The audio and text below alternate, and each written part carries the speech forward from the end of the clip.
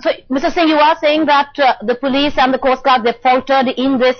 We have, of course, not been able to protect our coastline over 2611. That's one point which has stood out, and once again we've been let down on the same account. Yeah, I think this is certainly because after 2611, there has not been a single incident where anything suspicious has actually been apprehended from the sea. Perhaps the attack is not coming. The day they decide to effect the attack, I don't think our security forces would be really able to stall them. Just because the terrorists aren't coming, therefore nothing is happening. But then the vulnerability is existing in a very conspicuous manner. So are you saying that we are pretty much sitting ducks, especially where Mumbai is concerned? Absolutely nothing is being done to protect our people there?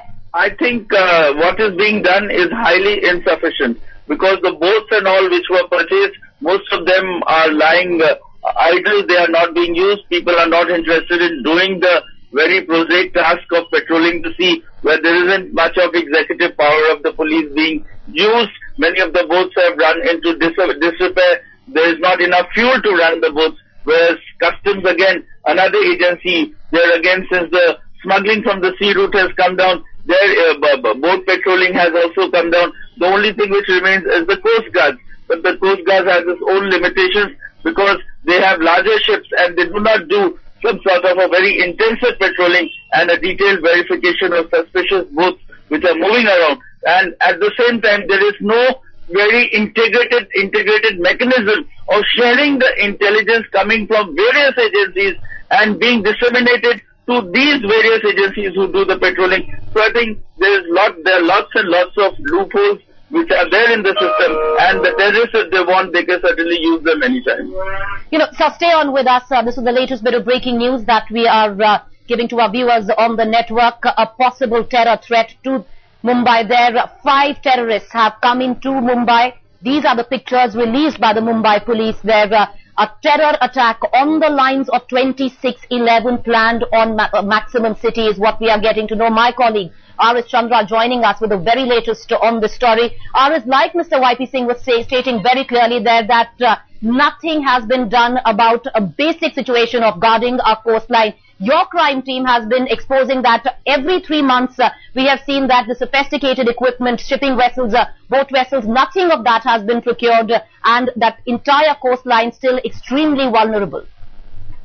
Well, in fact, Mr. Y.P. Singh was with us when we were when we went out into the sea and we took a stock of the situation inside the sea. And we did find out that there are many loopholes still in abundance in the sea, whereas security is concerned. And not at many places we were obstructed, except at a few locations somewhere near Malabar Hill, where there is a governor's bungalow. Because of that, security is quite tightened out there. Apart from that, we were not stopped out anywhere. We were freely moving inside the sea. So whatever what Mr. Y.P. Singh is saying does gather dust, and it does mean a lot, because we did not face any kind of a hurdle in entering Mumbai via sea route. So that is a matter of concern, and Mumbai police needs to look upon that very minutely.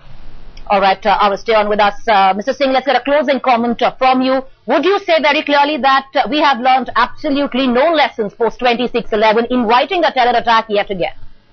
I think we have learned lessons only from the rhetoric point of view, but when it comes to translating that rhetoric into a substantive action, we have failed miserably. We have still not upgraded our patrolling mechanism in a manner so as to make our coastline impregnable. There could be lots and lots of technological upgradations could be done, and if that fused with a very scientific system of intelligence collection, I think we could have succeeded. But there is a total apathy as far as the patrolling of the seas in particular and terrorism control in general is concerned. And I think since these are low priority items in the realm of actual executive functioning of the police, I think that is the reason why this has taken the back seat.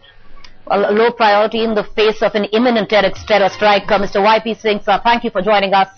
Also, R.S. Chandra getting us the very latest on the story. Gentlemen, we leave it at that, but we'll be getting back to you for further updates.